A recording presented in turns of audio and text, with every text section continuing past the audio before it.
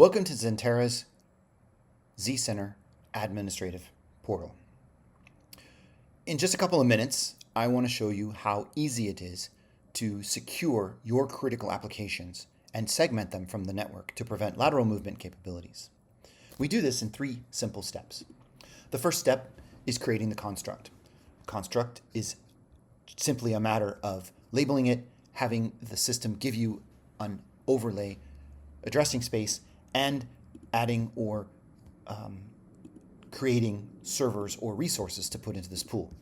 These resources could be servers, as I said, workstations, or network segments, OT environments, IoT environments, manufacturing environments, etc.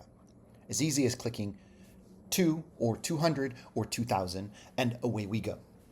Second, we need to configure an access policy. Now, access policies can be widely varied. In this case, my access policy, I simply want to be administrative console access. So I'm going to label this access policy. It's going to include admin users, and it will use the access or the current connection type that I'm using as the default construct, and I can choose all of the machines that need to be there. What's really important to note here is that any type of application and any type of network access can be completely controlled from edge to edge, application or process, user, all the way to the application on the other side. In this case, you see in my remote access policy, I'm going to connect via secure shell option, RDP, etc.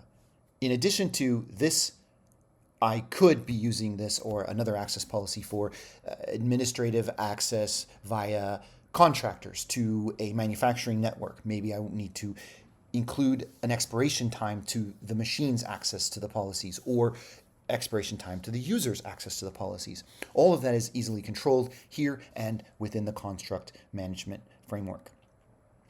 In addition to that, these policies are just as easy as clicking go.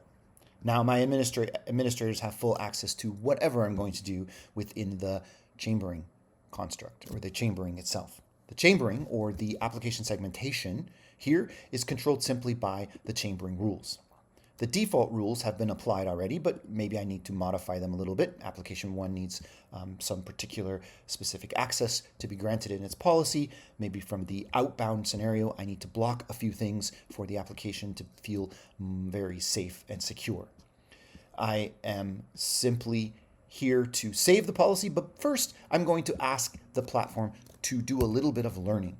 And this learning is going to compare the policies I've now applied against the resources and applications I need granted access to, and it's going to bring it forward to a learning panel that I can verify that my detection, as noted here, is correct and my policies are correct prior to preventing or turning on full chambering.